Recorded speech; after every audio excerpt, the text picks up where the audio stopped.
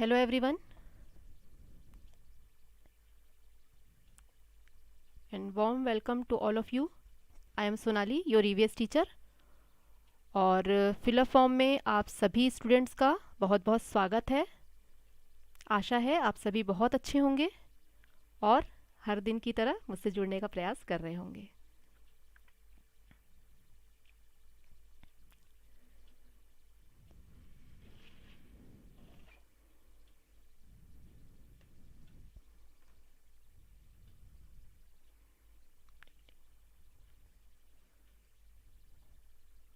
शाहीन जी good evening, पूजा जी good evening. पूजा जी काफ़ी दिन बाद आप आए हैं। काफ़ी इम्पोर्टेंट क्लासेस हमारी चल रही थी जो आपने मिस कर दी हैं, और अगर आपने नहीं देखी है क्लासेस वीडियो के थ्रू भी, तो पिछली जो भी क्लासेस हमारी हैं जिनको आपने मिस किया है उसको ज़रूर देखिए। बहुत इम्पॉर्टेंट क्लास हमारी जो है वो आप नहीं देख पाई हैं, और अभी आगे आने वाली भी सारी क्लासेस इम्पॉर्टेंट ही होंगी, क्योंकि अभी हम MCQ कर रहे हैं और इसके बाद हमारी कुछ रिवीजन क्लासेस होंगी जो बहुत ज़रूरी है उन स्टूडेंट्स के लिए जिन्होंने पिछली क्लासेस की हैं और जिन्होंने नहीं भी की हैं। तो हम एक बार मतलब फास्ट रिवीजन एक बार करेंगे जो आप लोगों के लिए बहुत काम आएगा।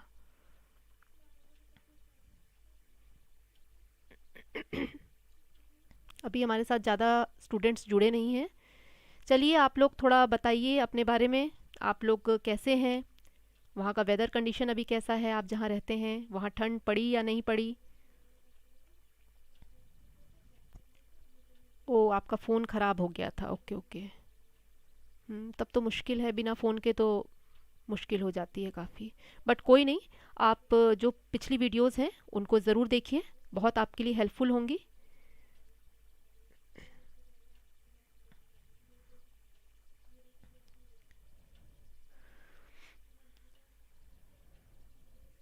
थोड़ी देर हम वेट कर लेते हैं और भी हमारे जो मेंबर्स हैं उनके जुड़ने का, क्योंकि MCQ में कुछ मिस नहीं होना चाहिए। मैं चाह रही थी कि सब फटाफट टाइम से आ जाते तो बहुत अच्छा होता है, हमारी क्लास जल्दी शुरू होती है।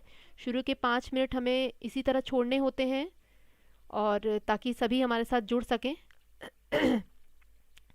तो हमारी जो एजुकेशनल वेबसाइट है फिलअप फॉर्म, इसमें जुड़ने के लिए आप सभी का बहुत बहुत धन्यवाद।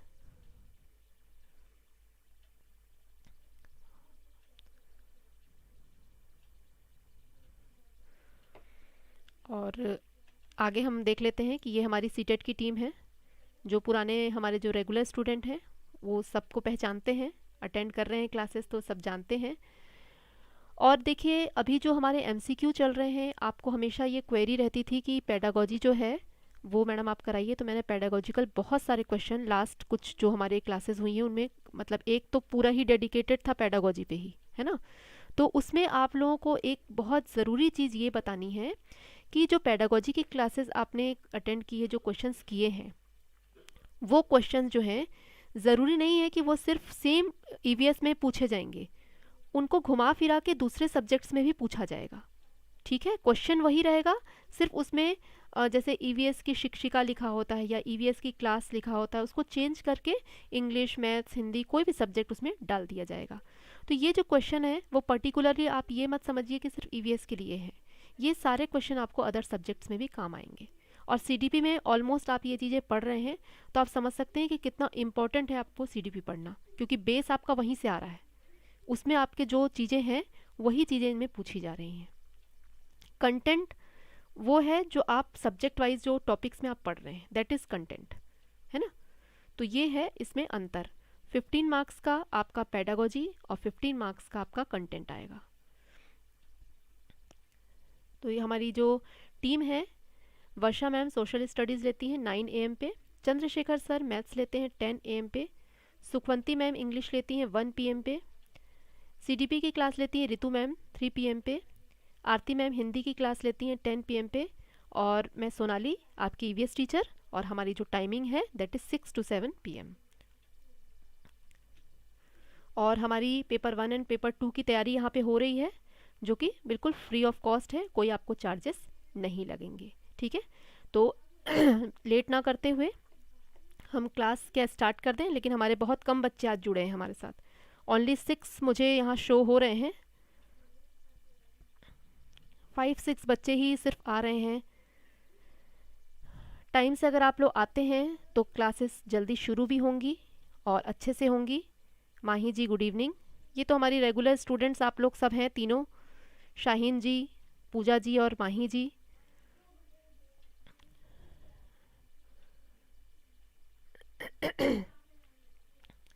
बाकी थोड़ी देर वेट कर लेते हैं।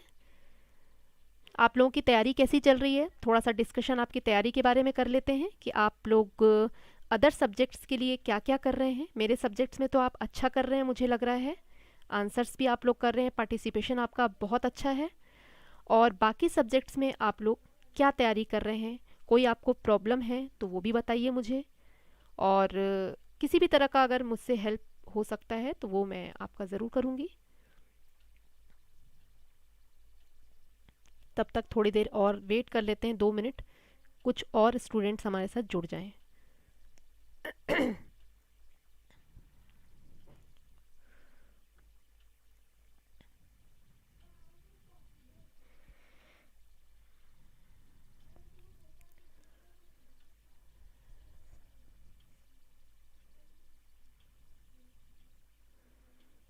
ओके, सब्जी बना रही हैं आप, ठीक है, आप सब्जी थोड़ा ज़्यादा बना लीजिए।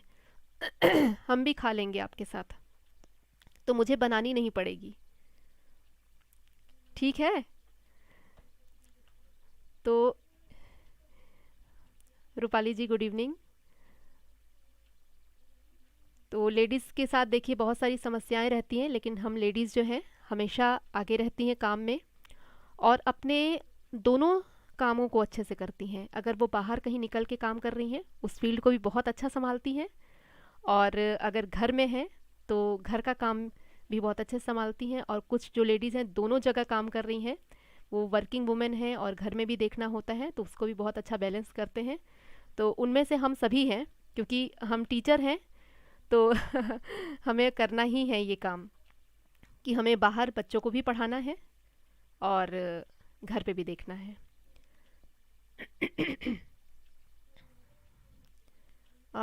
नेट के लिए तो देखिए, नेट की क्लासेस आप अटेंड करिए, उनके टीचर से आप पूछिए तो आपको बिल्कुल सही सजेशन वहाँ मिलेंगे। नेट की जो क्लासेस होती हैं फिलअप फॉर्म पे, पूजा जी आप उसमें जाइए और वहाँ जो मॉर्निंग में भी क्लासेस होती हैं उनकी, तो आप अटेंड करिए लाइव क्लासेस और उनसे डायरेक्टली आप पूछिए कि कैसे कैसे क्या क्या है, तो वो आपको ज़्यादा अच्छे से। अभी तो नया बैच भी स्टार्ट हो जाएगा नेट का, ठीक है। विश्वास जी गुड इवनिंग। तो चलिए शुरू करते हैं और अब लेट नहीं करेंगे क्योंकि 7-8 मिनट्स हो चुके हैं। आगे बढ़ते हैं हमारे फर्स्ट क्वेश्चन पे। निम्नलिखित में से कौन सा एक नहीं है। देखिए इसमें नहीं की बात की जा रही, नहीं है ईवीएस के 6 व्यापक विषयों में से वर्तमान पाठ्यक्रम। मैंने बताया था कि आप लोग को पाठ्यक्रम बहुत बार इसमें दिखा चुकी हूँ, मैं शो कर चुकी हूँ आप लोग को स्क्रीन पे, तो आप लोग को बिल्कुल रटा हुआ होना चाहिए पाठ्यक्रम में, आप लोग गड़बड़ी मत करिएगा। तो कौन सा नहीं है, कौन सा एक नहीं है, और 6 व्यापक विषय, हम लोग के 6 थीम्स हैं, ठीक है। 6 थीम्स में से एक कौन सा नहीं है। देखिए कुछ में सब थीम्स भी हैं। ये क्वेश्चन मैंने देखा है कि बार बार अलग अलग ढंग से घुमा फिरा के रिपीट किया जा रहा है, पर पूछा जरूर जा रहा है।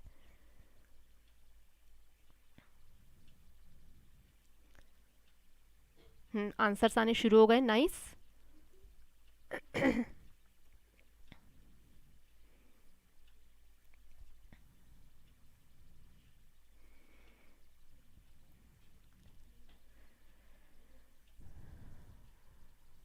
विश्वास जी गुड इवनिंग।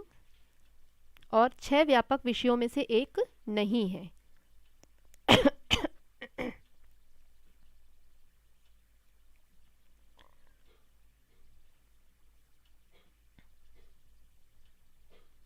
बस 3 लोगों का ही आंसर आया है। आज थोड़ी स्टूडेंट की संख्या भी मुझे कम दिख रही है, पता नहीं क्या बात हो गई। बट ये बहुत क्रूशियल टाइम है, आप लोगों को रेगुलर अटेंड करना चाहिए। ऑलमोस्ट सब ने डी किया है और D is the right answer, क्योंकि डी जो है हमारी थीम का एक सब थीम है, उसके अंदर की एक थीम है। जो मतलब हमारा जो फर्स्ट थीम है फैमिली एंड फ्रेंड्स, उसके अंदर वर्क एंड प्ले को लिया गया है, ठीक है। तो सॉरी, मुझे एक्चुअली कोल्ड हो गया है काफ़ी। सॉरी, आप लोगों को थोड़ी मुश्किल हो रही होगी सुनने में।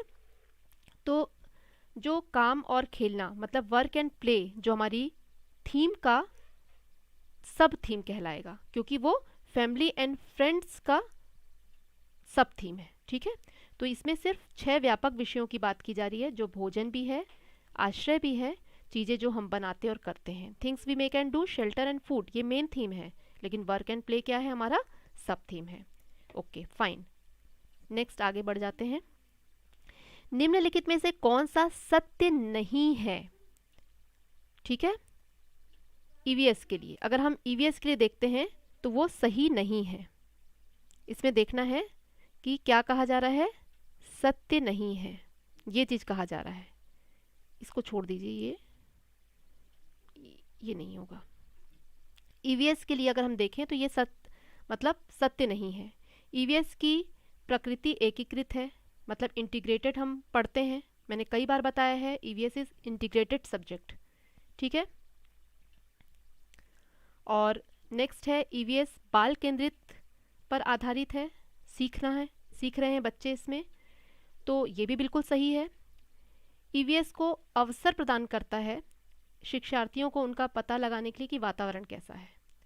और लास्ट है, ईवीएस ऐसे विवरण पर जोर देता है और परिभाषाओं पर जोर देता है। बड़े ध्यान से देखिए, इसमें मैंने आप लोगों को ये भी कई बार बताया है कि इसमें एक वर्ड जो है आपका यूज़ होता है जो नहीं, उसमें क्या आ सकता है, थोड़ा सा ध्यान से आप देखिए क्वेश्चन को।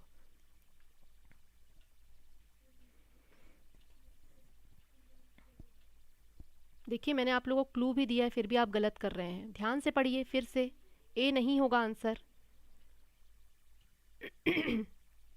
ईवीएस के लिए ये नहीं है।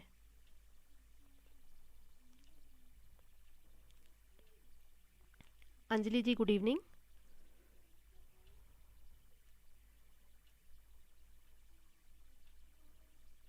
बहुत आसान है, बड़े ध्यान से देखिए, आपको तुरंत आंसर मिल जाएगा। मैंने कई बार इस चीज़ को आपको बताया है कि ईवीएस या किसी भी और सब्जेक्ट में ये वर्ड अगर आ रहा है तो वो डेफिनेटली नहीं होगा, क्योंकि इतने छोटे बच्चे उस चीज़ को नहीं समझ सकते हैं।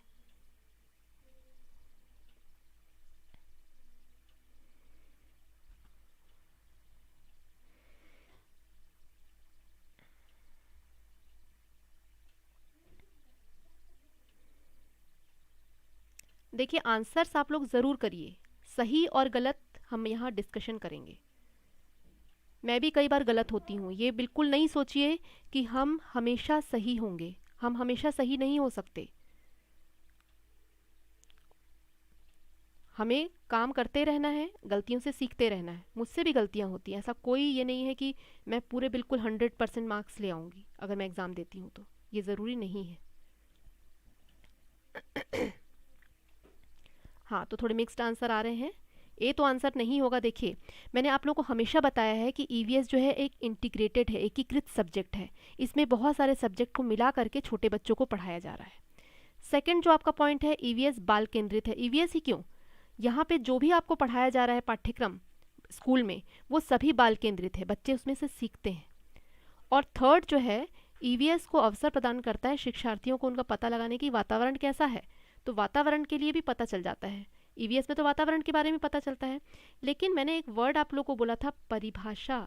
बच्चों को डेफिनेशन जो पढ़ाई जाती है वो छोटे बच्चों के लिए नहीं होती है, उनको कुछ समझ नहीं आता है, क्योंकि हम छोटी क्लासेस को पढ़ाएंगे, हम प्राइमरी टीचर होंगे, तो इसलिए आंसर डी होगा। ये आपको ध्यान देना है कि यह क्या कहा जा रहा है, नहीं कहा जा रहा है। तो आपको जहाँ परिभाषा की बात आ रही है तो छोटे बच्चों के लिए परिभाषाएं नहीं होंगी। ठीक है, आगे बढ़ते। कोई डाउट तो नहीं है इसमें किसी को? अगर कोई डाउट है तो प्लीज़ ज़रूर बताइए। ठीक है। नेक्स्ट क्वेश्चन है, निम्नलिखित में से कौन सा एक बहुत ज्ञान के निर्माण में महत्वपूर्ण है ईवीएस में? मतलब अगर हम ज्ञान को बढ़ाना चाह रहे हैं बच्चों के, ठीक है, वृद्धि करना चाह रहे हैं, तो कौन सा इसमें से होगा? सक्रिय भागीदारी सिखाने वाला होता है ये, बच्चे के ज्ञान से संबंधित शिक्षकों का भी ज्ञान, 4 के बाहर ईवीएस सीखना, कक्षा की दीवारें, 1 minute, learning EVS outside, 4 walls, अच्छा 4 दीवारी के बाहर, सॉरी इसमें एक वर्ड मिस हो गया है। 4 दीवारी के बाहर मतलब अगर वो एक रूम में बैठते हैं तो उस रूम से बाहर निकल के भी वो बहुत सारी चीज़ें सीखते हैं ईवीएस में, दैट इज़ राइट। और बच्चे के स्थानीय ज्ञान से संबंधित स्कूल ज्ञान के लिए भी ये होता है, मतलब वो जो लोकल एरिया में रह रहा है उसके बारे में भी उसको ज्ञान होगा।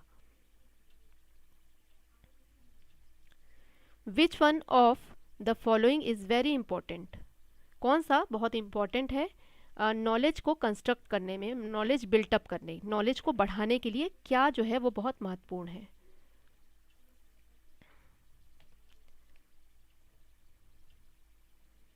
इस तरह के क्वेश्चन आपको जरूर आएंगे जिसमें एक से अधिक ऑप्शन सही होते हैं।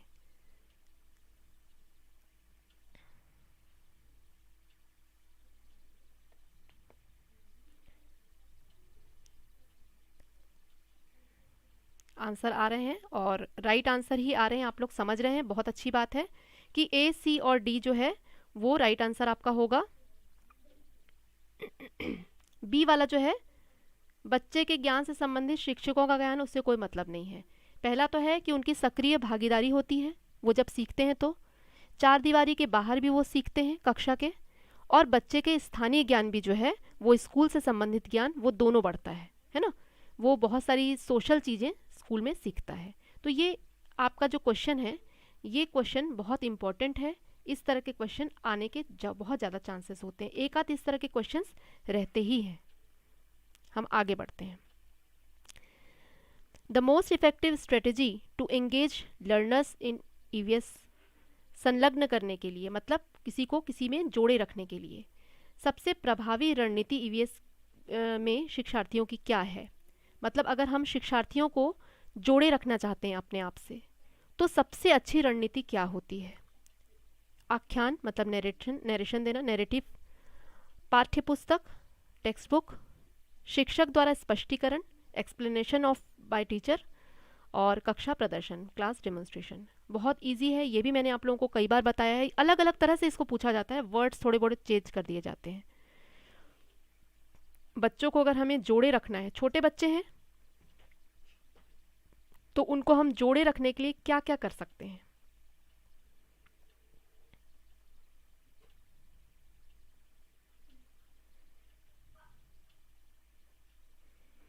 जब आप छोटे बच्चे को पढ़ाते हैं तो आप कई तरह के उनको किस्से कहानियाँ बताते हैं, एग्जाम्पल्स देते हैं।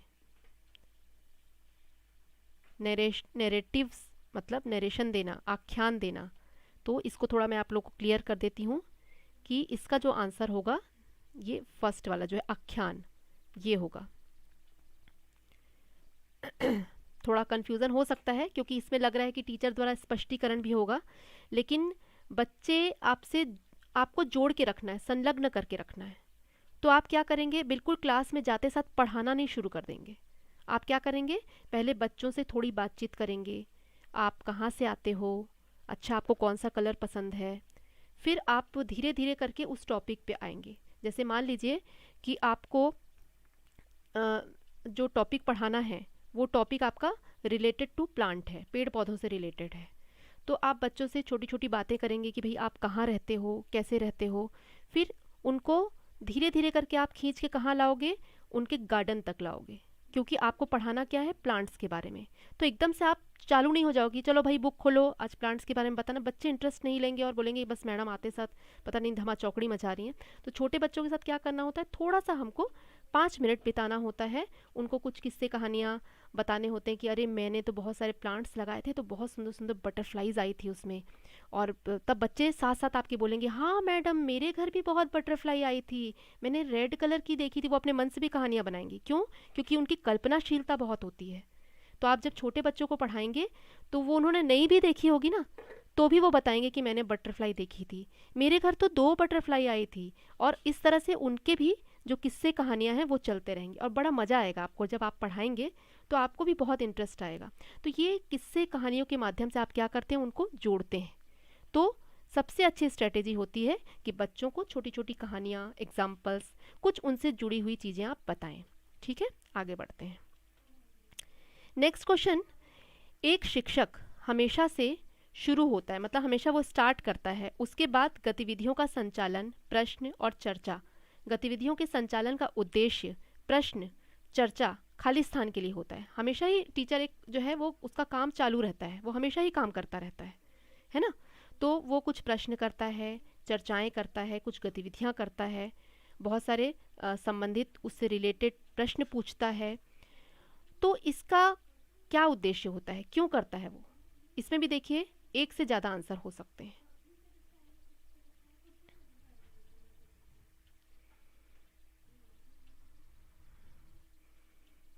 ध्यान से पढ़िएगा क्वेश्चन को।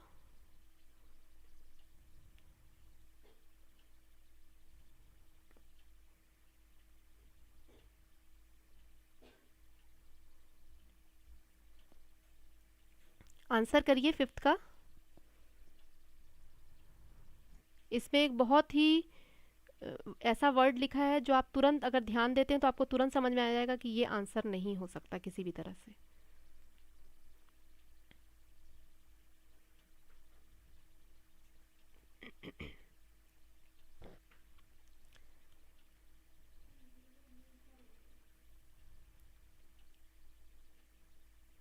दो लोगों के आंसर अभी तक आए हैं, बाकी लोग भी आंसर करिए। सही गलत की चिंता मत करिए, आंसर करिए। आपको जो समझ आ रहा है उसको समझ के आंसर करिए। हाँ, अभी चार लोगों का आंसर है जो डी आंसर कर रहे हैं। डी आंसर जो है ए, बी और सी, मतलब तीन इसमें ऑप्शन जो है उनको सही लग रहे हैं, और चौथा जो ऑप्शन है वो सही नहीं लग रहा है। और ये इन्होंने आंसर जो किया है वो बिल्कुल सही है। ठीक है, आंसर यही वाला होगा, लास्ट वाला ए, बी, सी। ये जो लास्ट का है ना, देखिए एक वर्ड है भेदभाव। इसमें एक वर्ड लिखा हुआ है भेदभाव। तो भेदभाव जो है ये कभी भी नहीं करना चाहिए बच्चों में, है ना। भेदभाव किस तरह से हो सकता है? कोई बच्चा पढ़ने में बहुत अच्छा है, कोई बच्चा थोड़ा कमज़ोर है, तो उनमें कभी भी हमको भेदभाव नहीं करना। जब हम पढ़ाते हैं तो टीचर जो है वो हमेशा अपना काम चालू रखता है, वो पढ़ाता है, चर्चाएं करता है, प्रश्न करता है, बहुत सारे अलग अलग गतिविधियां करता है क्लास का संचालन करने के लिए। लेकिन जो डिस्कशन वो कर रहा है, क्वेश्चन एक्टिविटीज़ जो भी वो कंडक्ट कर रहा है, उसमें बच्चों की भागीदारी उसको देखना है कि वो बराबर हो। जो थोड़ा बुद्धि का तीव्र है, मेधावी छात्र जो हैं, उनको भी मौका मिलना चाहिए बिल्कुल, ताकि वो और अच्छा करें। लेकिन जो थोड़े कमज़ोर हैं उनको भी तो मौका मिलना चाहिए ताकि वो भी आगे आ सकें। तो ये जो भेदभाव वर्ड है ये इसमें बिल्कुल ही गलत हो जाता है। तो हमारा ऑप्शन ए, बी और सी जो है वो बिल्कुल सही है। तो इस तरह के क्वेश्चन थोड़े से घुमावदार हैं, बट आप देखिएगा कि उसमें एक आध शब्द इस तरह के होंगे जिनसे आपको अंदाज हो जाएगा कि आंसर कौन सा होगा। अब देखिए एक और है, इसी तरह का क्वेश्चन है। ये मैंने देखा है कि सीटेट के क्वेश्चन पेपर में इस तरह के क्वेश्चन 2, 3, 4 रहते ही रहते हैं। एक शिक्षक एक प्रयोग करता है, खाना कैसे खराब होता है। प्रयोग क्या है उसका? खाना कैसे खराब होता है। शिक्षक शिक्षार्थियों के समूह बनाता है, मतलब ग्रुप बना रहा है वो, और उससे संबंधित जो सामग्री है उसका प्रयोग करता है, प्रदान कर देता है और फिर प्रयोग करवाता है। मतलब कुछ खाने पीने की चीज़ दे देंगे और उसका प्रयोग किया जाएगा। शिक्षक क्यों बनाता है शिक्षार्थियों का समूह? शिक्षक चाहे तो खुद ही एक सामने एक बाउल रख लेगा, उसमें आज कुछ रख दिया सामान खाने का, और नेक्स्ट डे क्लास में उसको डेमोन्स्ट्रेट करके दिखा सकता है। उसको ग्रुप बनाने की क्या ज़रूरत है? तो इसको पढ़िए, आंसर करिए। इसमें भी एक से ज़्यादा आंसर हो सकते हैं।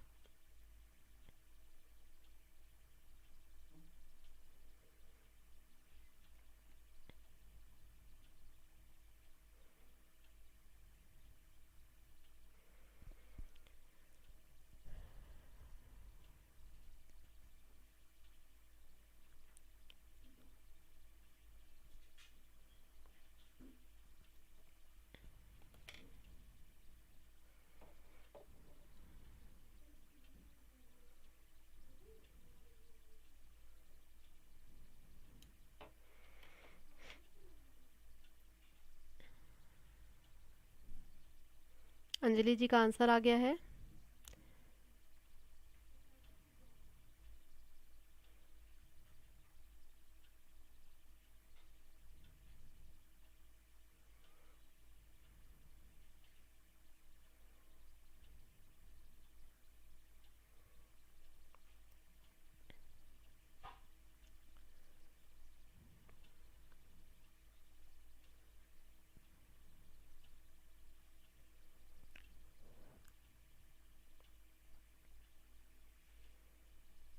बाकी लोग भी आंसर करिए प्लीज़, बहुत कम लोग आंसर कर रहे हैं।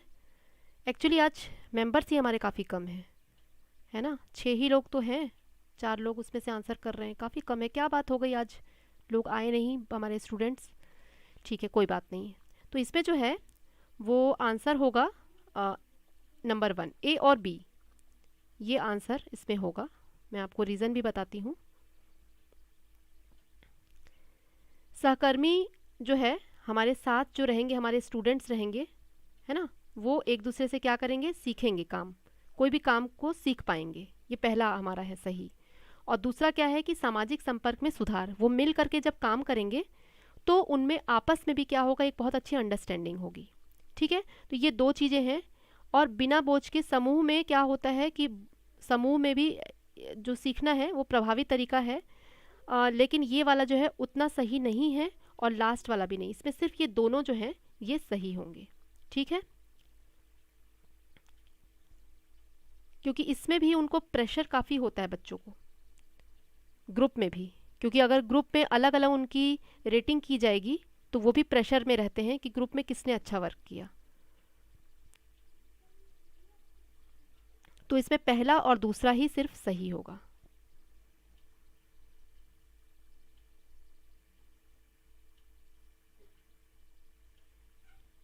आगे बढ़ते हैं। कल मैंने आप लोग को रेटिंग स्केल वाला एक क्वेश्चन बताया था जिसमें रेटिंग की जाती है पर्सनल, व्यक्तिगत रूप से जो है बच्चों को देखा जाता है कि कौन अच्छा कर रहा है, कौन उतना अच्छा नहीं कर पा रहा है, कौन धीरे धीरे इम्प्रूव हो रहा है। तो ये पर्सनल रूप से भी रेटिंग की जाती है ना। तो अब जो है रेटिंग में किस तकनीक का उपयोग किया जाता है वो पैमाना हमको बताना है। क्या किया जाता है एक्चुअली, रेटिंग जो होती है वो किस पैमाने पे की जाती है रेटिंग, वो आपको बताना है। कि लिखित प्रश्न, अवलोकन, चेकलिस्ट, असाइनमेंट।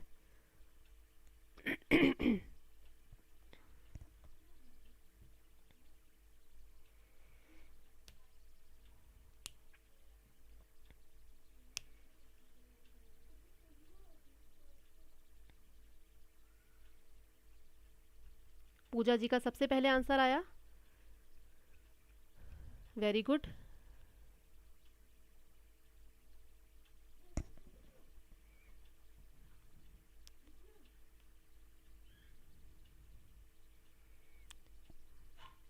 बाकी मेंबर्स भी आंसर करेंगे।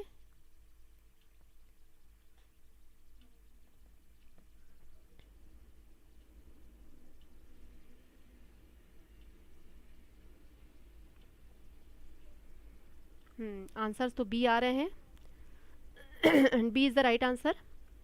हम ऑब्जर्वेशन करते हैं और टीचर का काम होता है हमेशा ऑब्जर्वेशन करते ही रहता है। वो जो टीचर बना, आप समझ लीजिए कि उसकी जो निगाहें हैं वो चेंज हो जाती है एक ऑब्जर्वर के रूप में। वो जहाँ भी जाएगा वो कुछ ना कुछ वहाँ पे ऑब्ज़र्व करता ही रहेगा। तो हमारे क्या होता है, हैबिट में ही आ जाता है वो चीज़। क्योंकि हम अगर क्लास में 50 बच्चे हैं, 40 बच्चे हैं, तो हमको एक एक बच्चे की हरकतें पता होती हैं कि वो बच्चा क्या करने वाला है। 1 महीने के अंदर हम सब पहचान जाते हैं बच्चों की, क्योंकि हमें क्या होती है उस चीज़ की समझ हो जाती है एक टीचर को। तो टीचर जो रेटिंग भी करता है, जब पेरेंट्स मीटिंग होती है, जो पेरेंट्स आते हैं मिलने के लिए, तो वो पूछते हैं कि हमारा बच्चा क्या कर रहा है, कैसे कर रहा है, क्लास में क्या करता है। तो एक टीचर जो होता है वो पावरफुल तब हो जाता है जब उसको हर एक बच्चे के बारे में पता होता है, क्योंकि वो कई क्लासेस पढ़ाता है और हर एक क्लास में कम से कम 40-50 बच्चे होते हैं। तो टीचर का वर्क, लोगों को लगता है कि अरे टीचर बन गया है, लेकिन टीचर का वर्क इतना मुश्किल होता है क्योंकि ऑब्जर्वेशन उसको हमेशा करते रहना है ना। तो ये जो रेटिंग हम करते हैं इसमें ऑब्जर्वेशन जो है सबसे पहला चरण होता है। तो सबने सही आंसर किया है, वेरी गुड। 8 क्वेश्चन, निम्नलिखित में से कौन सा नहीं है ईवीएस पढ़ाने का उद्देश्य। फिर से वही आपके क्वेश्चन आ रहे हैं, देखिए घुमा फिरा के आपके क्वेश्चन आ रहे हैं। कौन सा ईवीएस का पढ़ाने का उद्देश्य नहीं है। पेडागोजी में आप देखिए क्वेश्चन को किस तरह से घुमा घुमा करके और उसके ऑप्शंस चेंज कर करके आपके सामने प्रेजेंट होते हैं। और इस तरह के मैंने आप लोग को आई थिंक 5, 6 या 7 क्वेश्चन करा चुके हैं ऑलरेडी। देखिए बार बार ये क्वेश्चन जब आते हैं मैं इसको ऐड कर लेती हूँ कि एक नए तरह का मुझे क्वेश्चन मिल गया, आंसर वही रहता है।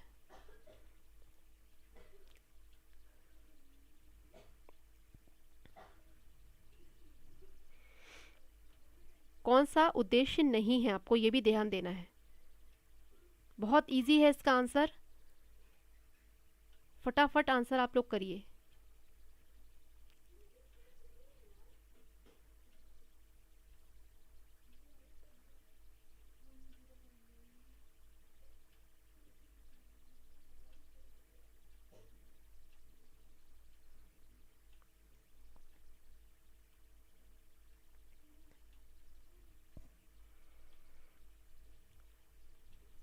चार लोगों ने आंसर किया है और चारों का आंसर ही सही है। वेरी गुड, बहुत अच्छा। तो इसमें वही बात आ गई जो मैंने आपको कहा था, डेफिनेशन। उद्देश्य कभी भी डेफिनेशन से उनको कुछ भी नहीं समझ में आएगा। तो ये क्वेश्चन आपके देखिए बार बार उसी तरह के जो पेडागोजी में है वो घुमा फिरा करके आएंगे। तो आपको कुछ बेसिक चीज़ें ध्यान रखनी है कि बच्चों पर ही केंद्रित, बाल केंद्रित जो पाठ्यक्रम होगा वही उनके फ़ायदे का होगा। आपको देखना है कि बच्चों पर ही हमेशा हर चीज़ निर्भर है, क्योंकि बच्चों को पढ़ाया जा रहा है। बाल केंद्रित होगा, बच्चों को कभी भी किसी तरह का हार्म नहीं, कोई बोझ नहीं होना चाहिए, वो खेल खेल में सीखने चाहिए, इस टाइप की चीज़ों पे हमेशा जोर दिया जाएगा। तो राइट आंसर है आप सभी का, वेरी गुड। आगे बढ़ते हैं, बहुत अच्छा क्वेश्चन है ये भी। चित्र पढ़ना मतलब मानचित्र वगैरह जो होता है उसकी बात की जा रही है, ठीक है। चित्र पढ़ना एक महत्वपूर्ण है ईवीएस में। ईवीएस में देखिए आपका मैपिंग भी आ जाता है बच्चों का, मैंने बताया था कि ज्योग्राफी के भी कुछ पार्ट्स पढ़ते हैं बच्चे। तो चित्र पढ़ना एक महत्वपूर्ण है ईवीएस में गतिविधि, है ना। तो इसमें जो शिक्षार्थी जो है, शिक्षा देने वाले जो हैं, किस तरह से वो शिक्षार्थियों का मूल्यांकन के माध्यम से किया जा सकता है चित्र पढ़ना। मतलब देखिए picture reading is an important activity. EVS में आप देखेंगे कि बहुत ही इंपॉर्टेंट एक्टिविटी है।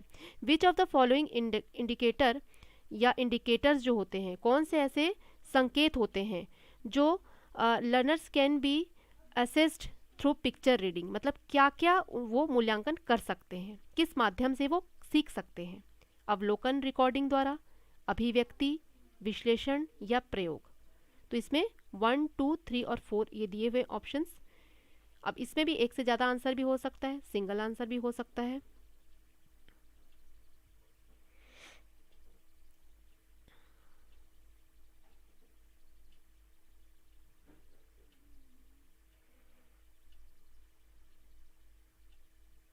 बड़े जल्दी आप लोग आंसर कर रहे हैं, वेरी गुड।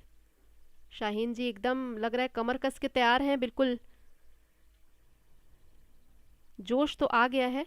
जो रेगुलर अटेंड कर रहे हैं उनमें जोश होना भी चाहिए, और आपको देख के मुझे भी जोश आ जाता है।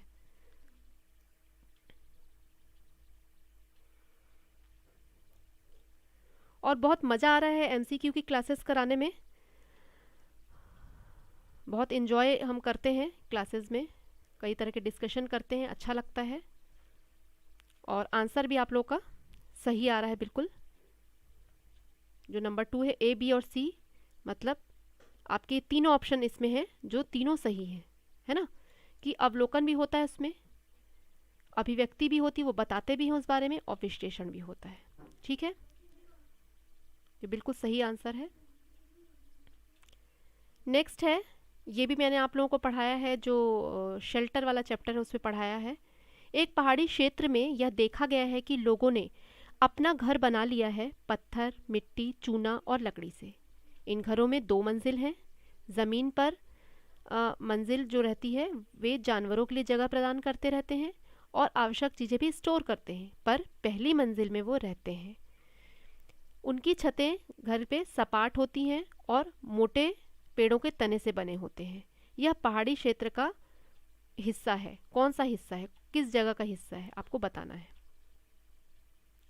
In a hilly area, it was observed that the people have built their houses using stone, mud, lime and wood. Their houses have 2 floors. On the ground floor, they provide space for animals to live and also store necessary things. On the first floor, they stay. The roof of the houses are flat and made of thick tree trunks. This hilly areas is a part of। Very good, 4 लोग ही answer कर रहे हैं continuously. बाकी लोग क्या कर रहे हैं, सबको आंसर करना है, पार्टिसिपेशन ज़रूर करिए। ये डर में मत रहिए कि हम गलत आंसर कर देंगे तो ऐसा हो जाएगा वैसा कुछ नहीं होगा, आपको आंसर करना है जिससे आप सीखेंगे। और राइट आंसर है, आप लोगों ने जो किया है वो बिल्कुल राइट आंसर है। और मेरा पॉइंटर जो है ये खो गया है इसमें।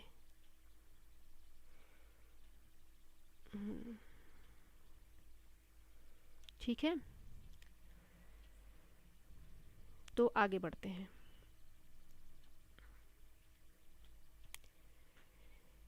ये भी थोड़ा लंबा है, इसमें बहुत सारे ऑप्शन आपको छांटने हैं, थोड़ा डिफ़िकल्ट हो रहा है, बट इस तरह के क्वेश्चंस आप ज़रूर पढ़ के जाएं। निम्नलिखित कथनों पर विचार करके तहत अपनाए जाने वाली प्रथाओं के बारे में झूम खेती के बारे में आपको बताना है कि झूम खेती जो है, फसलों का एक सेट प्राप्त करने के बाद ज़मीन को कुछ दिन इसी तरह छोड़ दिया जाता है। ठीक है, कुछ समय के लिए उसे छोड़ दिया जाता है। दूसरा है बांस या क्या है, वीड जो होते हैं भूमि पे जो उगते हैं, अच्छा, वीड मतलब जो घास वगैरह होते हैं, बांस या घास जो भूमि पे उगते हैं उनको जला दिया जाता है। उसके बाद तीसरा है जलने पर प्राप्त राख, खरपतवार आदि का प्रयोग खाद के रूप में किया जाता है। और लास्ट है जब भूमि के लिए तैयार है तो इसकी खेती में गहरी जुताई की जाती है बीज गिराने से पहले। तो झूम खेती जो है वो कौन सा होगा इसमें से? ये क्वेश्चन भी पूछा गया है, 2 या 3 बार पूछा जा चुका है झूम खेती के बारे में।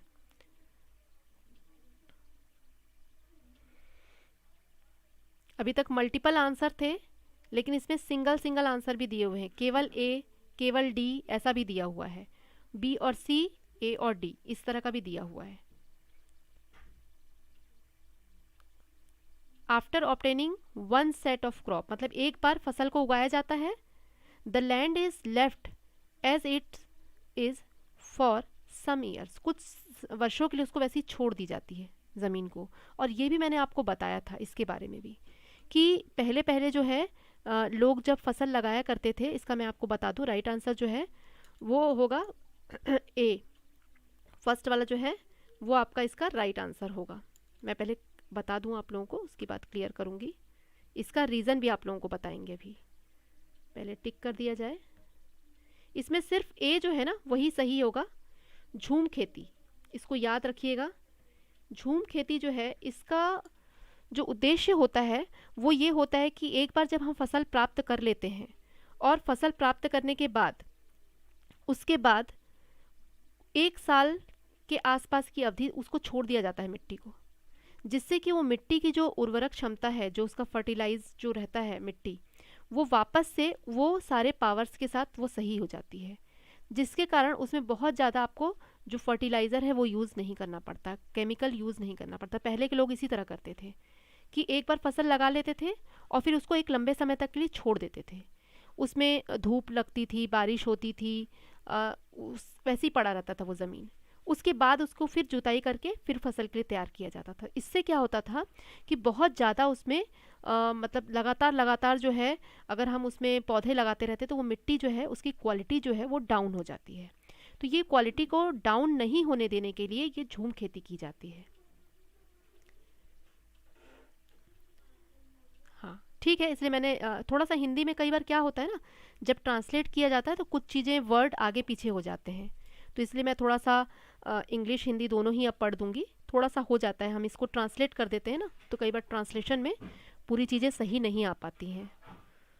ठीक है, तो ये आपको ध्यान रखना है कि जैसे ही झूम खेती की बात होगी तो इसमें फसल का जब हम एक सेट प्राप्त कर लेते हैं उसके बाद थोड़े लंबे समय तक के लिए उस ज़मीन को इसी तरह से वैसे ही छोड़ दिया जाता है, उस पर कोई और फसल नहीं लगाई जाती है, जिससे कि उस मिट्टी की जो उर्वरक क्षमता है वो बनी रहे।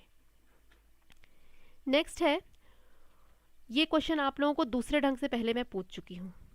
बॉइल्ड टेपियोका विथ एनी करी मेड यूजिंग कोकोनट, बहुत इजी है, is a preferred food of the people of, किसी भी करी के साथ उबला हुआ टेपियोका नारियल का उपयोग करना एक पसंदीदा भोजन है। कहाँ के लोगों का? केरला, पश्चिम बंगाल, बिहार, तमिलनाडु। इसका तो आंसर सबको सही देना है, कोई गलती नहीं करेंगे, बहुत इजी है। एक आध इजी इस तरह के भी क्वेश्चन आपको ज़रूर देखने को मिलेंगे, सारे ही डिफ़िकल्ट नहीं होंगे। और मुझे लगता है सीटेट ही सबसे इजी एग्ज़ाम है, जितने भी एग्ज़ाम आप देखते होंगे सबसे इजी सीटेट है और आप लोगों की तैयारी अच्छी चल रही है तो आप लोग 100% मैं श्योर हूँ कि आप लोग क्लियर कर लेंगे।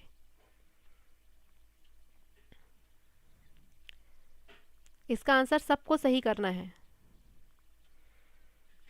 वेरी गुड, वेरी गुड, आप लोग सब सही हैं, बिल्कुल सही आंसर सबने किया है।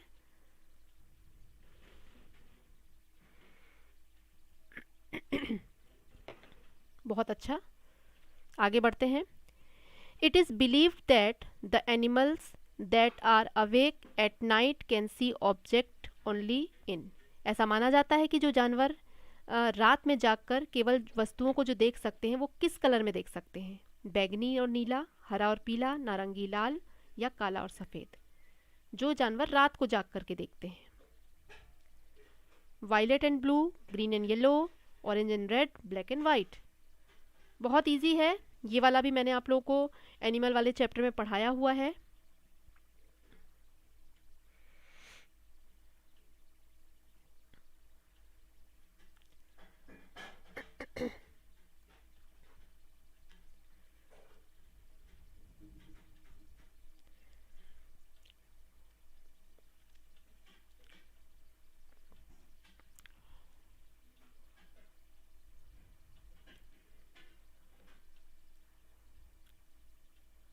बहुत सही आंसर आ रहा है और बहुत इजी भी है।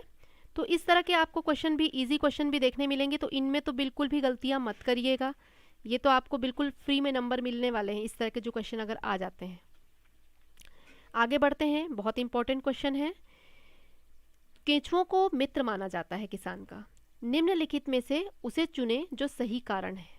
मतलब केंचुओं को किसानों का मित्र मानने का सही कारण आपको बताना है। पहला ये है कि केंचुए मरे हुए पत्तों को खाते हैं और पौधे और उनकी बूंदें जो है मिट्टी को उसको क्या खाद का काम भी करते हैं, क्योंकि खाते हैं तो वो जो अपने बॉडी से जो वेस्ट निकालते हैं वो खाद का काम भी करता है। बी है केंचुए खरपतवार खाते हैं और मुख्य फसल को बचाते हैं। सी है केंचुए किसके द्वारा मिट्टी को नरम करते हैं, और मतलब वो घुसते रहते हैं मिट्टी में तो मिट्टी नरम बनी रहती है। और इनके द्वारा, लास्ट वाला है, इनके द्वारा बनाई गई सुरंगें केंचुए जो है आसानी से उसमें हवा और पानी रास्ता बना देते हैं मिट्टी में, मतलब मिट्टी जो है वो खुली खुली हो जाती है, ये कहना चाह रहा है। एक बार इंग्लिश में भी पढ़ लेती हूँ कि earthworm eats the dead leaves and plants and their dropping fertilise the soil. Earthworms eat the weeds and save the main crop। और earthworm soften the soil, मिट्टी को नरम बनाते हैं। and the tunnels made by earthworm, जो वो सुरंगें जैसी बनाते हैं अपने रहने के लिए, उससे मिट्टी क्या हो जाती है, ओपन हो जाती है।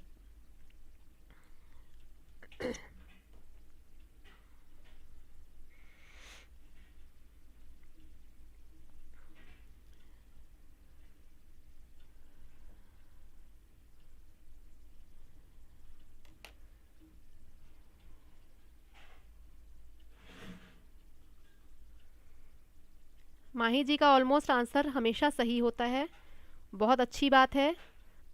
ध्यान से क्वेश्चन को आप देख भी रहे हैं, समझ भी रहे हैं, और जिनको नहीं समझ में आएगा उनको समझाने के लिए मैं यहाँ पे हूँ। देखिए इसमें एक ये जो ऑप्शन है कि केंचुए खरपतवार खाते हैं, ये वाला, तो ये नहीं होता है। केंचुए जो है खरपतवार नहीं खाते हैं, ठीक है। खरपतवार क्या होता है, जो हम पौधा लगाते हैं, मान लीजिए हमने बैंगन लगाया है, एक पौधा लगाया है बैंगन का, तो वो तो आपका मेन फसल हो गई, बैंगन आपने लगाया है। किनारे पे आप देखेंगे बहुत सारी घास और मतलब अनवांटेड जो उग जाते हैं पौधे, वो क्या करते हैं, पौधों की खाद को खा लेते हैं। तो ये केंचुए जो हैं उन खरपतवार को नहीं खाते, जो एक्स्ट्रा पौधे उगे होते हैं, वो ये काम नहीं करते हैं। जो किसान होता है उसको खुद ही उसको उखाड़ना होता है ना, वो साफ करता है उसे। तो ये एक ही पॉइंट है इसमें जो है वो गलत है। तो ए, सी और डी, ये आपका थर्ड जो पॉइंट है, सी, डी एंड ए, ये वाला आपका बिल्कुल सही होगा। केंचुए मरे पत्ते को खाते हैं, पौधे को खाद मिल जाता है उनका जो भी वेस्ट होता है उससे, और केंचुए द्वारा मिट्टी क्या होती है, नरम बनी रहती है, और वो जो सुरंगें बनाते हैं उससे आराम से हवा पानी जो है वो पास हो सकती है मिट्टी में। ठीक है, क्लियर है आप सभी को? कोई किसी को डाउट है तो ज़रूर पूछेंगे, और आगे बढ़ते हैं। देखिए ये क्वेश्चन दूसरे ढंग से मैंने आप लोगों को पूछा था, 2 दिन पहले हमारी क्लास हुई थी उसमें पूछा था, 2 या 3 दिन पहले। आदिवासी लोग कांस्य का प्रयोग करते हैं हजारों सालों से। कई चीज़ें बनाने के लिए वर्षों से इसका प्रयोग हो रहा है। कांस्य का उपयोग किया जाता है। निम्नलिखित में से चुनना है कांस्य के बारे में कौन सा कथन सही है। यह एल्युमिनियम जैसा तत्व है और तांबा है। यह तांबे और पीतल का मिश्रण है। यह तांबा, जस्ता और एल्युमिनियम का मिश्रण है। यह तांबे और टिन का मिश्रण है। ये क्वेश्चन अलग ढंग से पहले पूछा गया था, अभी अलग ढंग से पूछा गया है।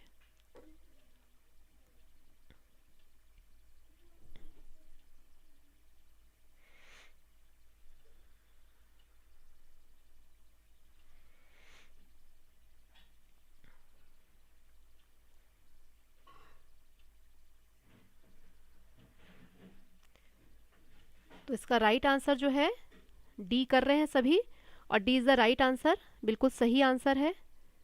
कई स्टूडेंट्स जो हैं वो लेट ज्वाइन कर रहे हैं क्लासेस, तो उनकी शुरू की जो MCQs हैं, क्वेश्चंस हैं, वो छूट जाएंगे। आप लोग टाइम से प्लीज़ अटेंड करिए।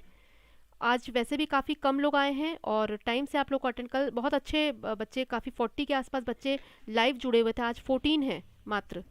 तो ये एग्ज़ाम नज़दीक है और आप लोग लापरवाही कर रहे हैं, ये अच्छी बात नहीं है ना। आप लोग को रेगुलर अटेंड करना चाहिए।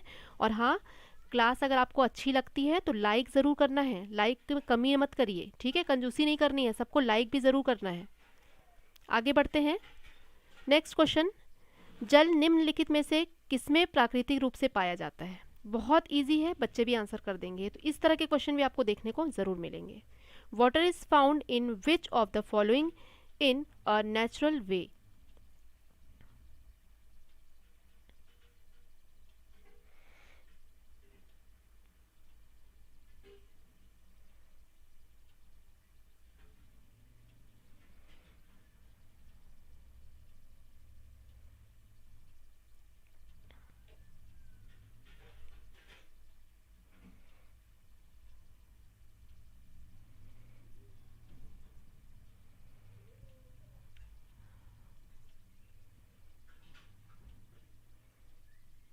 राइट आंसर है आपका ए, बिल्कुल सही आंसर आप लोग कर रहे हैं। इस तरह के क्वेश्चन भी जब एग्ज़ाम में आते हैं तो एग्ज़ाम में इतना टेंशन और प्रेशर होता है कि हम कई बार इतने इजी क्वेश्चन को भी गलत कराते हैं। तो वहाँ जब एग्ज़ाम हॉल में आप रहेंगे तो बिल्कुल कूल माइंड होके रहिए, डरिए नहीं, किसी भी चीज़ से घबराइए नहीं। अपने मन को जितना आप शांत रखेंगे उतना आप पेपर अच्छा दे पाएंगे। भूजल स्तर लगातार घट रहा है, इसका कारण निम्न में से क्या हो सकता है। वन रोपण के रूप में अधिक पेड़ अधिक पानी की खपत करते हैं, इसलिए भूजल स्तर कम हो जा रहा है। बड़ी संख्या में जल निकायों का निर्माण हो रहा है, इसलिए कम हो जा रहा है। बड़ी संख्या में ट्यूबवेल और हैंडपंप ज़मीन से पानी निकाल रहे हैं, इसलिए कम हो रहा है। या अत्यधिक वर्षा हो रही है, इसलिए कम हो रहा है। तो पानी का स्तर जो है वो कम हो रहा है, इसके बारे में बात की जा रही है। क्यों ऐसा हो रहा है।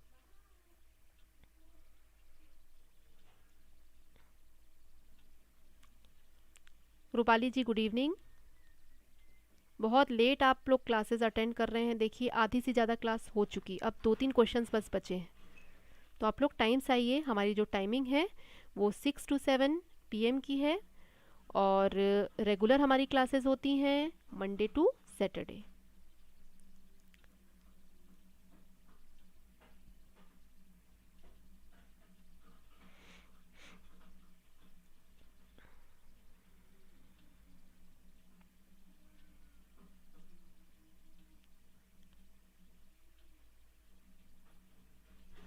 क्वेश्चन ने आपको कंफ्यूज कर दिया, बहुत इजी क्वेश्चन में आप सभी कंफ्यूज हो रहे हैं।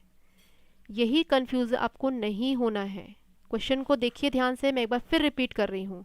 भूजल स्तर लगातार घट रहा है, मतलब जो ज़मीन के अंदर का पानी है उसका जो एक लेवल है वो दिन ब दिन कम होता जा रहा है और गहरे से हमको पानी मिल रहा है। तो इसका क्या कारण हो सकता है। अगर हम अधिक से अधिक पेड़ लगाते हैं तो वो पानी को पी ले रहे हैं। दूसरा है, बड़ी संख्या में जल निकायों का निर्माण हो रहा है, बहुत अधिक संख्या में जल निकायों का निर्माण हो रहा है। मतलब झील, तालाब, ये सब बनाए जा रहे हैं। तो कंफ्यूज नहीं होना, आंसर सबको सही करना है। बड़ी संख्या में ट्यूबवेल और हैंडपंप से पानी निकाला जा रहा है। और अत्यधिक वर्षा।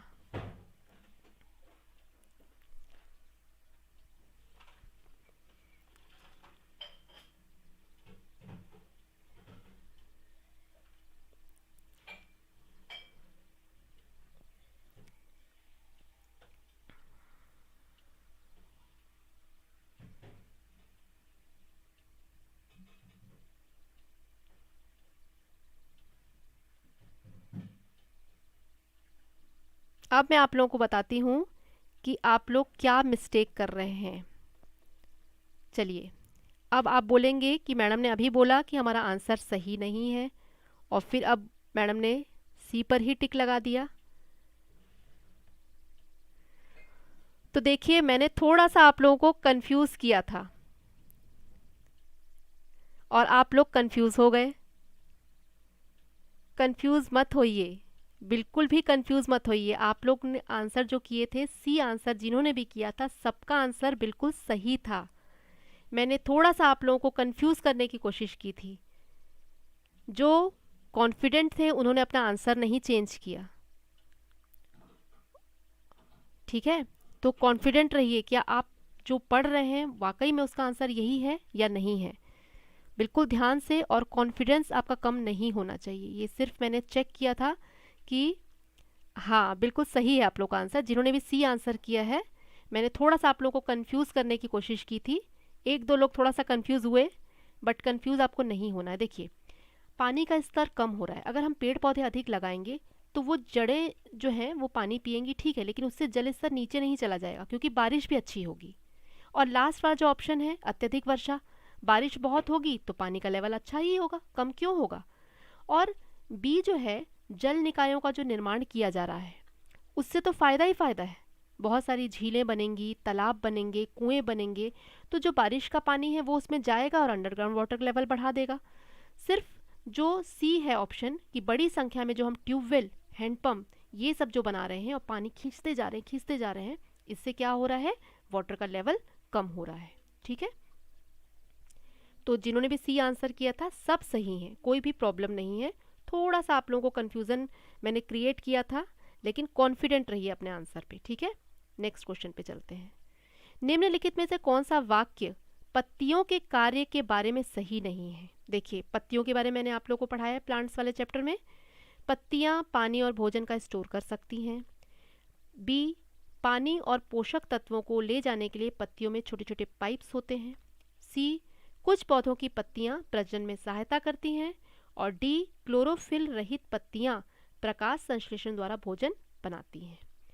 बहुत ही ध्यान से पढ़िए, बहुत बड़ा क्लू इसमें आप लोग का छुपा हुआ है, बिल्कुल तुरंत आंसर मिल जाएगा आपको। प्रिया जी, ये नेट की क्लासेस नहीं है, ये सीटेट की क्लासेस चल रही हैं।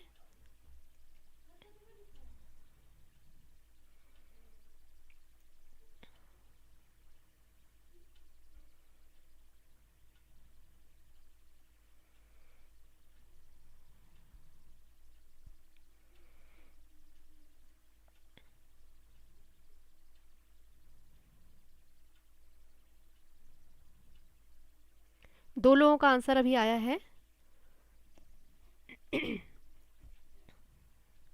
बाकी सभी भी आंसर करिए प्लीज़।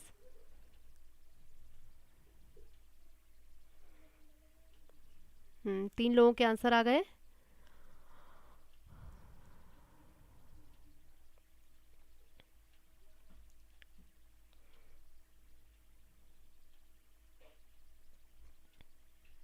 ठीक है, तो और लोग तो आंसर नहीं कर रहे हैं, हम आगे बढ़ते हैं। और हमारा जो राइट आंसर है, ये लास्ट वाला है, बिल्कुल सही। आप लोगों ने जिन्होंने भी आंसर किया, बिल्कुल सही आंसर किया है कि क्लोरोफिल रहित पत्तियां प्रकाश संश्लेषण द्वारा भोजन बनाती हैं। क्लोरोफिल रहित पत्तियां कैसे होंगी, क्योंकि प्रकाश संश्लेषण होगा तो क्लोरोफिल तो बनना ही बनना है पत्तियों में, है ना। तो ये वाला जो है आपका, ये, क्योंकि हमको आंसर क्या ढूंढना है, पत्तियों के बारे में ये सही नहीं है।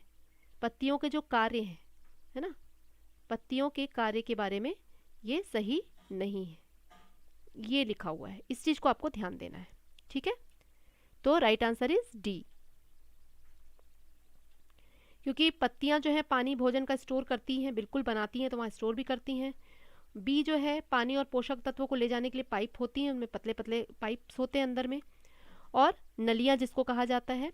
और पत्तियां जो है प्रजनन में भी सहायता करती हैं। मैंने आप लोगों को बताया था कि कई पत्तियां ऐसी होती हैं जिनके पत्तियों से भी पौधे निकलते हैं। मैंने पिक्चर भी आप लोगों को दिखाया था। ब्रायोफिलियम एक पौधा होता है, और कुछ फर्न टाइप के जो पौधे होते हैं उनके पत्तों के पीछे छोटे छोटे बीज होते हैं। वो पत्तों से भी क्या होते हैं, और पौधे निकल आते हैं उन बीजों से, पत्तों में बीज होते हैं। तो ये भी तरीका होता है। तो ये बिल्कुल सही है, लास्ट वाला आपका गलत हो जाएगा। 19 क्वेश्चन देखना है। गलत कथन की हमको पहचान करनी है। इनमें 4 कथन दिए गए हैं, चारों में से जो गलत है उसकी पहचान करनी है।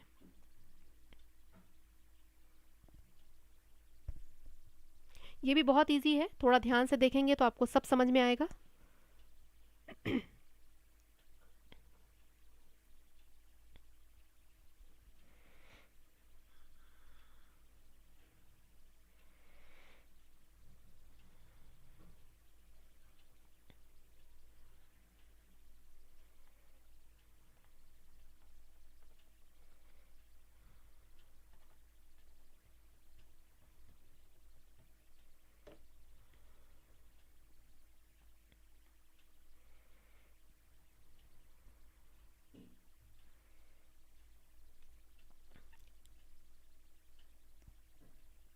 नाइनटीन्थ का आंसर करेंगे प्लीज।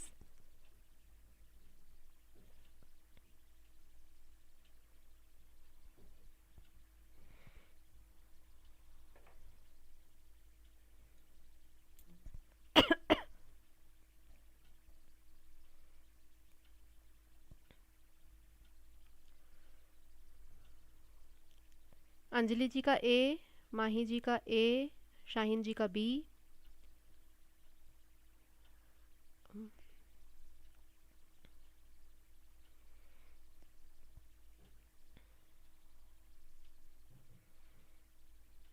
कुलदीप जी का भी ए। मोस्टली सबका ए आ रहा है, बट मैं आप लोग को बता दूं कि इसका राइट आंसर जो है वो ए नहीं है, इसका राइट आंसर है बी। वो भी मैं आपको लोग को रीज़न बताती हूँ। B is the right answer. अभी मैंने आप लोगों को बताया था कि पौधों में बीज का फैलाव जो है बाहरी कारकों पर निर्भर नहीं है, तो ऐसा बिल्कुल भी नहीं है, बाहरी कारकों पर ही निर्भर होता है। पौधों में जो बीज का फैलाव होता है, सबसे पहले हमने सीखा पॉलिनेशन। मैंने आपको बताया था कि पौधे में जो पॉलिनेशन की प्रक्रिया होती है, फूल पे आ करके मधुमक्खियाँ बैठती हैं, उनका जो परागण होता है, मधुमक्खियों के पैरों में वो लग जाते हैं छोटे छोटे पराग कण, और वो जाके दूसरे फूल पे बैठती हैं, जिसके कारण क्या होता है, फर्टिलाइजेशन हो जाता है मेल एंड फीमेल का। ठीक है, तो इसके कारण क्या होता है, फल बनता है। फूल से फल का जो बनना वो होता है, और फल के कारण क्या होता है, बीज बनते हैं। तो पौधों में बीज का फैलाव कैसे हो रहा है, बाहरी कारण से ही तो हो रहा है। तो इसमें क्या लिखा है कि बाहरी कारणों पर निर्भर नहीं है, जबकि ऐसा बिल्कुल नहीं है, बाहरी कारणों पर निर्भर है। सिर्फ शाहीन जी का आंसर सही था इसमें। देखिए, सबसे पहला वाला जो है वाष्पोत्सर्जन की प्रक्रिया, वह प्रक्रिया है जिसके द्वारा पौधा पानी खो देता है, तो बिल्कुल सही है। वाष्पोत्सर्जन मतलब क्या हो रहा है, इवेपोरेट हो रहा है, पानी जो है वो ट्रांसप्रेश हो रहा है, मतलब कि हवा के साथ जो है जब धूप आ रहा है तो वो पानी जो है उड़ जा रहा है पौधे से, तभी तो आपका पानी दोबारा देना पड़ता है पौधे में, है ना। अगर वाष्पोत्सर्जन नहीं होगा तो पौधे में आपको पानी डालने की ज़रूरत ही नहीं पड़ेगी। तो ये बिल्कुल सही है, आप पानी डालते हैं, फिर धूप तेज होती है तो पानी सूख जाता है, वाष्पोत्सर्जन हो जाता है। क्योंकि सी जो है, देखिए, अंकुरण वह प्रक्रिया है जिसके द्वारा एक बीज एक पौधे में बढ़ता है, बिल्कुल सही है ये भी। और डी जो है, पत्तियों से भोजन का परिवहन तन होता है, ये तो आप लोग जानते ही हैं, ये सी और डी में कोई कन्फ्यूज़न नहीं था। बट ए में क्यों कन्फ्यूज़न आप लोगों को हो गया, तो ये बिल्कुल ध्यान रखिए कि जो ए है वो नहीं होगा इसका आंसर। पौधों में बीज का फैलाव बाहरी कारकों पर निर्भर नहीं है, ये गलत कथन है, इसमें हमको गलत पहचानना है। तो बाहरी कारकों पे वो निर्भर होता है, तभी पॉलिनेशन की प्रक्रिया होती है, परागण की प्रक्रिया होती है। ठीक है, क्लियर है आप सभी को, यस और नो, कुछ जवाब दीजिए आप लोग। Vijay ji good evening.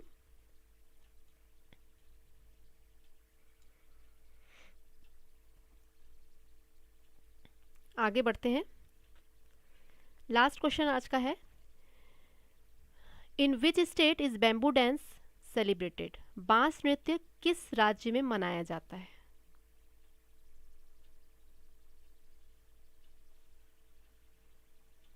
इनमें से किस राज्य में बैम्बू डांस जो है वो होता है? हाँ, ओके, आप लोग सभी को क्लियर है? ठीक है, और क्लियर ना हो तो भी आप ज़रूर पूछेंगे।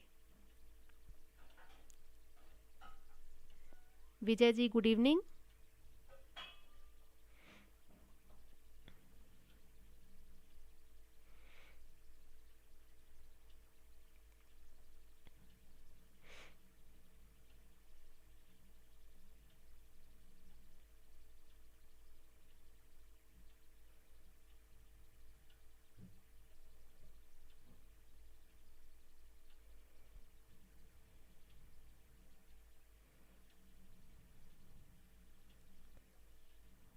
इसमें असम को रखा ही इसलिए गया है ताकि बच्चे जो हैं वो कंफ्यूज हो जाएं, और इसका जो राइट आंसर है वो आप लोग को शॉक्ड कर देगा। इसका राइट आंसर मिज़ोरम है, और मुझे भी ये लगा था कि ये असम होगा, मैं भी इसमें गलत थी, बट फिर मैंने सर्च किया इसको और देखा कि ये मिज़ोरम का ही डांस है। और बाकी और प्रांतों में भी ये फैला है, असम में भी होता है, नागालैंड में भी किया जाता है, लेकिन बेसिकली जो डांस होता है ना, किसी एक जगह से आया होता है और वहीं का मेन उस राज्य का माना जाता है। तो ये मिज़ोरम में ही इसका डांस की जो है ये शुरुआत हुई है, और वहाँ का ही ये मेन डांस, राज्य का डांस माना जाता है। तो असम में आप कंफ्यूज ज़रूर हो रहे हैं, बट असम इसका राइट आंसर नहीं है, इसका राइट आंसर है मिज़ोरम। मुझे भी कन्फ्यूज़न था, मुझे भी लगा था कि असम में है। आप देखेंगे कि नागालैंड में भी आपको देखने मिलेगा dance, bamboo dance, but actual में जो राज्य में उत्सव मनाया जाता है इसको लेकर के, ये राज्य का मेन जो सेलिब्रेशन किया जाता है वो है मिज़ोरम। इसलिए मैंने इसको लिया, क्योंकि मैं खुद कंफ्यूज इसलिए हो गई थी। मैंने आपको बताया ना कि कई बार ऐसा होता है कि हमें लगता है कि हम सही हैं, बट फिर मैं ज़रूर उसको चेक करती हूँ आंसर को। तो जब मैंने आंसर चेक किया तो मुझे विश्वास नहीं हो कि ये मिज़ोरम का है, क्योंकि वहाँ से इस डांस की उत्पत्ति हुई है और इसलिए वहाँ पे राज्य में मनाया जाता है, और कई राज्यों में इसको देखा देखी लोग करते आ रहे हैं। तो ये है कि इसको ध्यान रखिएगा, कंफ्यूज मत होइएगा। हाँ, 7 सिस्टर्स के बारे में भी आप लोगों को मैं मैप के लिए बताऊंगी, और एक काम आप लोग का जो है वो मैं आप लोगों को दे रही हूँ। आप लोग अभी कंटिन्यू उस काम को करिए कि आप मैप जो है घर पे ट्राई शुरू कर दीजिए। मैंने कल की क्लास में भी आप लोगों को कहा था कि मैप से रिलेटेड भी क्वेश्चन कुछ कराए थे आप लोगों को, है ना? तो मैप जो है बहुत इंपॉर्टेंट है, उससे 2-3 क्वेश्चन, 2 क्वेश्चन तो एटलीस्ट आ ही रहे हैं। तो मैप आप क्या करिए, इंडिया का जो मैप है उसको लाइए और उसको थोड़ा सा अच्छे से देखिए कि कौन कौन से बॉर्डर टच हो रहे हैं, कहाँ का। रटना नहीं है, मैप को आपको देखना है। रट आप कहाँ तक रट सकते हैं, लेकिन अगर आप पिक्चर देख लेते हैं तो बहुत अच्छे से आपके वो दिमाग में रहता है। मैंने हमेशा आप लोग को पिक्चर देखने पे जोर दिया है, तो वो आप लोग ट्राई करते रहिए। फिर जब हमारी मैप वाली क्लास होगी तो आपको क्लास करने में भी अच्छा लगेगा, ठीक है? तो माही जी का 15 स्कोर हुआ है, nice, very good, not bad. जो हमारे न्यू मेंबर्स हैं उनके लिए मैं बता दूं कि सीटेट की क्लास हमारी हो रही है। जिन्होंने भी सब्सक्राइब नहीं किया चैनल को, सब्सक्राइब करेंगे और लाइक भी करेंगे और शेयर भी करेंगे, ठीक है? लाइक बिना किए मत जाना, आज बहुत कम बच्चे आए हैं, लग रहा मुझे लाइक बहुत कम मिलने वाला है आज। और वीडियोस में जाएंगे और प्लेलिस्ट में जाएंगे तो आपको हमारी सारी वीडियोस, अलग अलग जो भी क्लासेस हमारी होती हैं उनकी सारी वीडियोस दिख जाएंगी। और अगर आपको पर्टिकुलर कोई सब्जेक्ट का देखना है तो आप प्लेलिस्ट में जाइए, वहाँ अलग अलग सब्जेक्ट की अलग अलग प्लेलिस्ट बनी है। और जिन्होंने भी हमारे अभी तक जो टेलीग्राम की जो हमारा ग्रुप है उसको ज्वाइन नहीं किया है, तो वो टेलीग्राम का लिंक हमारा डिस्क्रिप्शन में है, वहाँ से जाके क्लिक करिए और हमारे ग्रुप में जल्द से जल्द ज्वाइन हो जाइए, ठीक है? तो आज की हमारी जो क्लास है वो बस यहीं तक थी। आशा है कि आप लोगों को क्लासेस अच्छी लग रही हैं। अच्छी लग रही हैं तो रोज़ हमारी क्लासेस में जुड़िए, हमें अच्छा लगेगा और हमारे जो सदस्य हैं वो बढ़ेंगे, और अच्छे से अच्छा आप लोगों को कंटेंट मैं ला करके देने की पूरी कोशिश करती हूँ एवरीडे। तो आज के लिए हम क्लास यहीं ख़त्म कर रहे हैं। Goodbye all of you, और कल मिलते हैं फिर क्लास